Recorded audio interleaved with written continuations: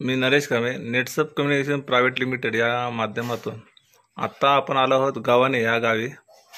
तर इथे आपण काही दिवसापूर्वी सामूहिक मणक्यासाठी आपण काही औषध दिलं होतं आणि त्यांच्याकडे समजून घ्या त्यांचं नाव आणि कसा फरक पडला होता. मॅडम तुमचं नाव सांगा.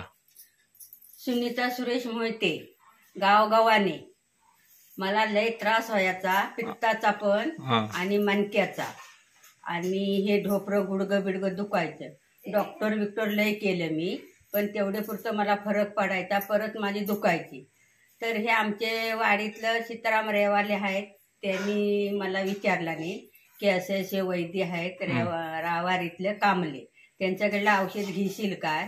तर माझा भाचा प्रकाश करंबेला हे पण होतं संगाती. म्हणलं मामी बघ तुला जमत असलं तर मी विचार केला घेऊ काय. तर माझा भाचा म्हणला मामी तू घे बघ तुला कसं वाटतं का. तर मी औषध घे, ढोपरांचा पण मानेचा पण, आणि हे छाती दुखले, मला पित्ताची बिमारी होती मानेपासून, हे सगळं मला अगदी बरं वाटलं. माझ्या औषधं चालू आहेत. तसं काय मी मांडी घालता येत नव्हती मला, तर मी आता मांडी बिंडी घालून मी आता बसतो. मांडी बिंडी मला घालता येत नव्हती पहिली, तर आता मी मांडी बिंडी घालतो, पाय चलतो बिलतो चांगला, अगदी काय नाही मला आता. मी आता तशी चांगले ठणठणी.